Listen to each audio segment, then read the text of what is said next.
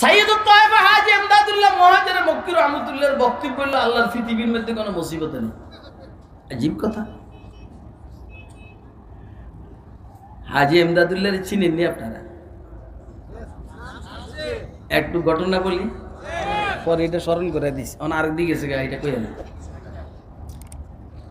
উনি যখন ভারতবর্ষ থেকে মক্কা শরীফে হিজরত করেন, তখন নিজে নিজে একটা কন্ট্যাক্ট করছেন। আপনারা বিরক্ত হইতেছেন না তো? যে জীবনে কারো কাছে চাবো না, জীবনে কারো কাছে, আরে কথা কয় না, চাইলে কার কাছে চাবো? আল্লাহ থেকে লইয়া যদি হয় হইল, না হইলে না। তো এক সময় উনি যা নিছেন টাকা পয়সা ভারতের থেকে, এটি শেষ হয়ে গেছে। এখন সিদ্ধান্ত নিয়েছেন কারো কাছে যাবে না। অভাব শুরু হয়েছে, অভাব। এখন এক বেলা, দুই বেলা, তিন বেলা, চার বেলা উপবাস, 7 বেলা উপবাস। কয় বেলা? ওই অবস্থাও বাইতুল্লাহ শরীফে নামাজও পড়েন, তাওয়াফও করেন। 7 বেলা উপবাস। কয় বেলা? একটা মানুষ 7 বেলা উপবাস হইলে তার শরীরের কি ভারসাম্য ঠিক থাকে? তাওয়াফ করতে গিয়া একজনের পায়ের উপরে ওনার পাও পড়ছে, উনি একটু পড়ে গেছেন অবস্থা। আরবের বদ্দু ওনারে দিয়েছেন থাপ্পড়। হাজী ইমদাদুল্লাহ মুহাজির মক্কি সারা ভারতের সমস্ত মুহাদ্দিসিন, বুজুর্গানে দ্বীনের শেখ, রশিদ আহমদ গঙ্গুহির শেখ, কাসেম নানতুবির শেখ, হযরত ইয়াকুব নানতুবির শেখ, এই সবাই শেখ।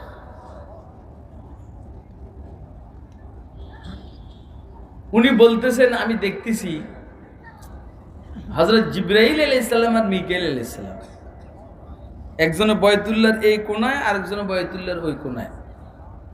জিবরাইল আলাইহিস সালাম বলতেছেন, বন্দা বহুত সবির হে, যে বন্দা অনেক ধৈর্যশীল। জিবরাইল বলতেছেন যে খুদা নিয়ে বাইতুল্লাহর তাওয়াফ করে, অনিচ্ছাকৃত একজনের শরীরের উপরে বসছে, সে দিছে থাপ্পড়, কোনো প্রতিক্রিয়া নাই। বন্দা বহুত সবের হে। মিকাইল বলছেন और थोड़ा बाकी है। মিকাইল আলাইহিস সালাম বলতেছেন, না, পুরা সবের এখনো হয় নাই, আর কত রয়েছে। হাজী সাহেব রহমতুল্লাহ বলেন, আমি দুজনের কথাবার্তা শুনতে আছি, এতে আমার সাহস হয়েছে যে না, দুই ফেরেশতার একজনে তো সবের বলছে, আর বাকি রয়েছে একজনে, সে অর্ধেক বলে বলাইছে আর থোড়া। দেখছেনি কথা কয়? আর থোড়া, বেশি না সামান্য। তাইলে অর্ধেকের, তাইলে 2 জনের মধ্যে ফোনে 2 জন আমার নিয়ন্ত্রণে চলে আসে। আপনারা আমার আওয়াজ বুঝেন না? এরকম আওয়াজ কি মানুষ বুঝেনি? আল্লাহু আকবার। দোস্ত হাবাব, হাজী সাহেব রহমতুল্লাহ আলাইহি বলেন, এখন আর আমি বাইতুল্লাহ যাইতে পারি না, শরীর এত দুর্বল। আর আমি ওয়াদা করছি কারো কাছে চাবো না, মালিকের কাছে চাবো। মালিকও বলেন, তোরে আমি পরীক্ষা করব, তুই যে বলছস আমার কাছে চাবি না, দেখি কতক্ষণ চলে। ওয়ালা নাবলুয়ান্নাকুম বিশাইইম মিনাল খাউফি ওয়াল জু'i ওয়া নাকসিম মিনাল আমওয়ালি ওয়াল আনফুসি ওয়াত থামারাত ওয়া বাশশিরিস সাবিরিন। হাজী সাহেব বলেন, এখন আর আমি বাইতুল্লাহ যাইতে পারি না। নিজের ঘরের পাশে, বাসার পাশের মসজিদে নামাজ পড়ি। নামাজ পড়ে আমি আমার রুমে ঢুকছি জোহরের নামাজের পর, হঠাৎ করে দরজার মধ্যে আওয়াজ হইলো। এখন আমি 11 বেলা ক্ষুধার্ত, 11 বেলা খাই না। 11 বেলা মানে 5.5 দিন খাই না। অসম্ভব ধরনের ক্ষুধার্ত, শরীর ক্লান্ত, দুর্বল। দরজা খোলার পরে দেখলাম সাদা পাগড়িওয়ালা, সাদা জুব্বাওয়ালা, সাদা দাড়িওয়ালা আল্লাহর এক বান্দা, হাতের মধ্যে খাওয়ার ট্রে, খাওয়া নিয়ে উপস্থিত।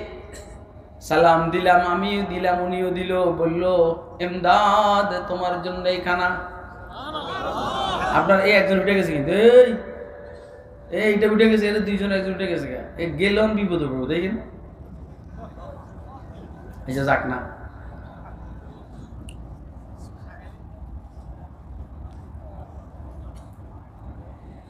আল্লাহ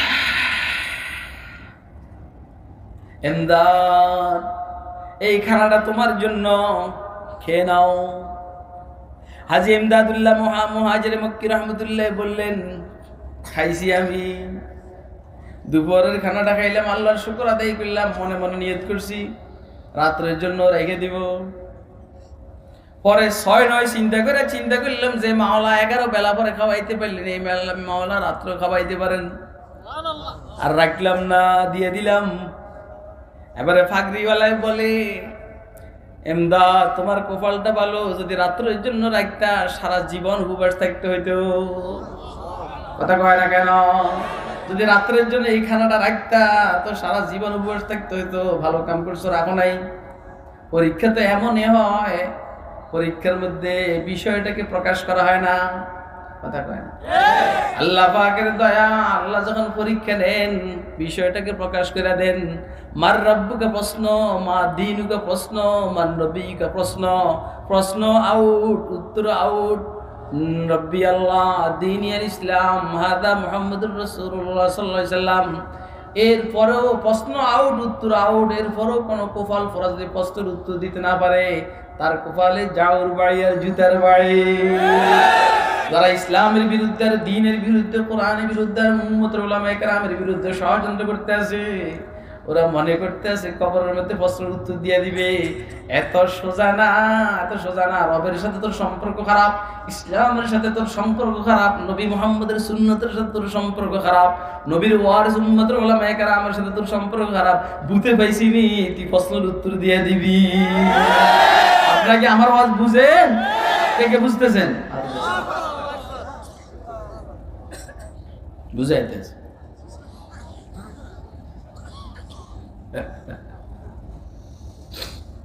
মাশাআল্লাহ। এরপরে তো হাজী সাহেব এখন মক্কা শরীফের জমিদার হয়ে গেছে।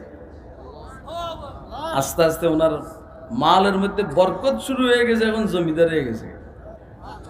এখন এক রাত্রে ওনার বাসার মধ্যে ঢুকছে চোর। কে ঢুকছে? চোর ঢুকছে।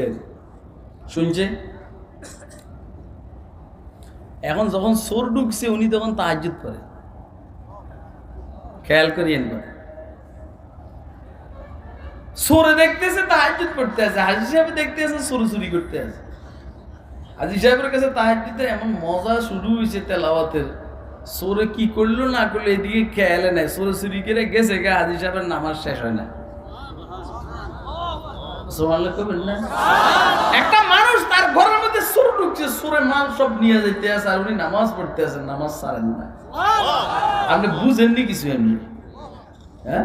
আর আপনার নামাজের মধ্যে দিন মশা একটা বই, আপনি কোন দূর সালারি নামাজের মধ্যে দাঁড়াইছেন আর মশা একটা আমরা কামড় দেখুন, দূর সালারি। কথা কয় না? ওয়াজ কি বুঝেন আপনারা? বুঝেন। নামাজ টামাজ শেষ করতে করতে সরে গেছে গা। হাজী সাহেব আইসা দেখলো যে মালটার মোটামুটি দামি দামি জিনিস চুরি হয়ে গেছে। হাজী সাহেব যাইয়া এবারে কয়, আল্লাহর শুকর, আলহামদুলিল্লাহ, এই মালের কারণে মনের ভিতরে অনেক খুঁতখুত ছিল, ঝামেলা ছিল, চোরে লইয়া গেছে, আমার মন পাতলা হয়ে গেছে। না না, আপনার কি ওয়াজ শুনতেছেন? তোর বাপে শুনছে ওয়াজ? এটা আমার সাথে 2 বছর থাকে তো আমার ছাত্র, এই জন্য এর কইতে আছি তোর বাপে শুনছি ওয়াজ গজি না। পরে গাড়িতে হইলে কইতো যে আমার বাপের শুনুন লাগবে না, আমার বাপে ওয়াজ করছে। অনেক অনেক খারাপ পোলা, বুঝছেন নি? দেখছেন নি কি খুশি, মাল চোরে লয়ে গেছে, কই যে এখন মনটা খালি হয়েছে। তাহলে বুঝে নে পারে মানুষগুলো কেরম মানুষ। আচ্ছা, যেহেতু মক্কা শরীফে বিষয়টা প্রসিদ্ধ হয়ে গেছে, হাজী সাহেবকে এখন সবাই চিনে, এই জন্য পুলিশ খবর পাইয়া মালে আর চোরে ধরে পালাইছে। চোরে পাঠাই দিছে জেলখানা, মাল পাঠাইছে হাজী সাহেবের বাসা। হাজী সাহেবের মালগুলোর জায়গা মতো রেখে রেখে আল্লাহ শুকর আদায় করে, আল্লাহ আলহামদুলিল্লাহ, আবার তুমি ফিরে দিছে। নিয়ে গেছো আর আলহামদুলিল্লাহ, পাইছে আরো কি কয়। তার মানে হাজী সাহেবের এখানে কোনো ইন্নালিল্লাহ নাই। কথা কয় হাজী সাহেবের এখানে কোনো কি নাই, ইন্নালিল্লাহ নাই, মুসিবত নেই। সবে নিয়ামত। আল্লাহু আকবার, আল্লাহ। তো হাকিমুল উম্মাহ থানভী রাহমাতুল্লাহ আলাইহি বলেন, এই যে হাতের মধ্যে এর বিষাক্ত বিষ পড়া উঠছে, এই চিল্লাতে চিল্লাতে হাজী সাহেবের এখানে আসছে। হাজী সাহেব বলছেন, আল্লাহর দুনিয়াতে কোনো মুসিবত নাই, দেখি বুয়াই এখন কি করে, দেখি বুয়াই এখন কি করে। হাজী সাহেব দোয়া করতে আছে, কি শুনালাম খেয়াল করেন, এই খেয়াল করেন বাঙালি। এ আল্লাহ, সুস্থতাও তোমার নেয়ামত, অসুস্থতাও তোমার নেয়ামত। এই সুস্থতাও তোমার নেয়ামত, অসুস্থতাও তোমার নেয়ামত। ও আল্লাহ, জেলখানার বাইরে থাকাও তোমার নেয়ামত, জেলখানার ভিতরেও তোমার নেয়ামত। জেলখানার বাইরেও তোমারে ডাকে, জেলখানার ভিতরেও তোমারে ডাকে, জেলখানার বাইরেও তোমারে ডাকে, জেলখানার ভিতরে তোমার আরো বেশি ডাকে। তাহলে জেলখানার বাইরেও তোমার নেয়ামত, ভিতরেও নেয়ামত। मसाइब में उलझ कर मुस्कुराना मेरी फितरत है, मसाइब में उलझ कर मुस्कुराना मेरी फितरत है। मुझे नाकामियों पे अश्क बरसाना नहीं आता, मुझे नाकामियों पे अश्क बरसाना नहीं आता। दोस्तों अब माशाअल्लाह लंबा हो गया কথা। কয় যে আল্লাহ, অসুস্থতাও তোমার নেয়ামত, অসুস্থতাও তোমার নেয়ামত। মুসিবত নেই, কি কয়? সুস্থতার মধ্যে শুকর, মুসিবতের মধ্যে, অসুস্থতার মধ্যে সবর। সুস্থতাও তোমার নেয়ামত, অসুস্থতাও তোমার নেয়ামত। আমরা দুর্বল ইমানদার হওয়ার কারণে অসুস্থতার নেয়ামতকে আমরা সহ্য করতে পারি না। তুমি দয়া করে অসুস্থতার নেয়ামতটাকে সুস্থতার নেয়ামতের দ্বারা পরিবর্তন করে দাও। বুঝেননি আমার কথা?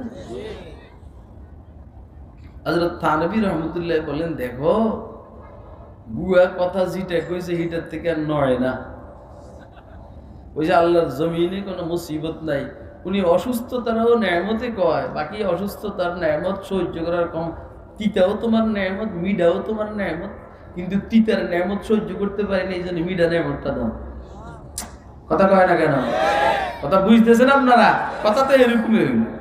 তিতা জিনিসও তোমার নেয়ামত, মিষ্টি জিনিসও তোমার নেয়ামত। তিতাটা বেশি সহ্য করতে পারি না, দেখে মিষ্টিটা দাও। যা হোক খায়ের দোস্ত আবাদ, এই পৃথিবীতে নেয়ামতও আছে, মুসিবতও আছে। এটা হলো ব্যাপক কথা।